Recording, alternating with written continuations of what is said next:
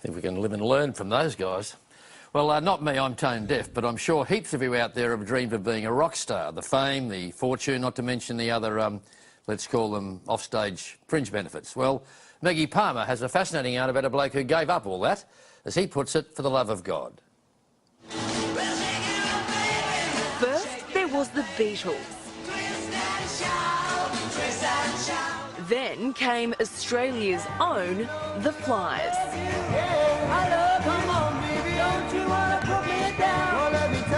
We formed Australia's first long-haired group, and we sort of exploded on the scene. Before long, The Flies had hit records and even toured with the Rolling Stones. Not bad for a band from Melbourne. Themmy Adams was living the rock and roll dream. But these days, he's known as Father Themmy, and now sings to a very different tune. He left the band, studied all over the world, and eventually answered the call to become a Greek Orthodox priest. My parents thought I'd lost it. To give up everything I own and give it to the poor didn't sound very logical at the time. But I did it, and I don't regret it, because, you know, I've received so much more since doing that. The contrast couldn't be more stark, but Father Themmy doesn't regret the twist of fate. Do you ever sit back and miss your life as a rock star? No, not really. I don't. Honestly, I don't.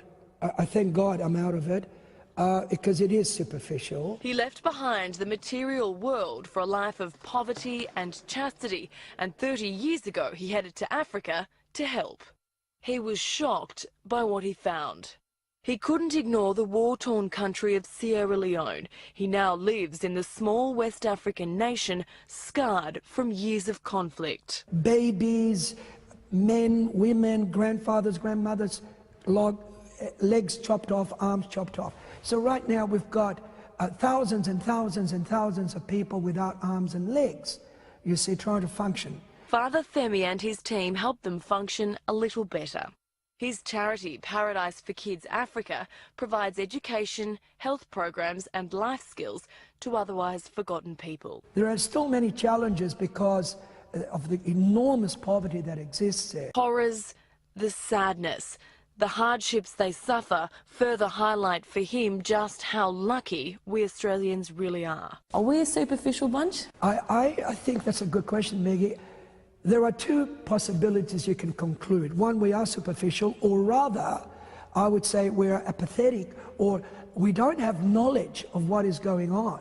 The whale is stuck in the water. Hundreds of people go out to save a whale. And there are thousands of children dying on that day that whale is stuck in the water. Thousands of kids are dying of hunger. Save the whale.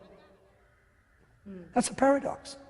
He worries our modern obsessions with celebrities and vanity are eating away at moral values, and he hopes we'll remember the mantra. The haves need to worry about the have-nots. That's just a common sense responsibility. The man who was a rock star in his day still has plenty of adoring fans, now for very different reasons.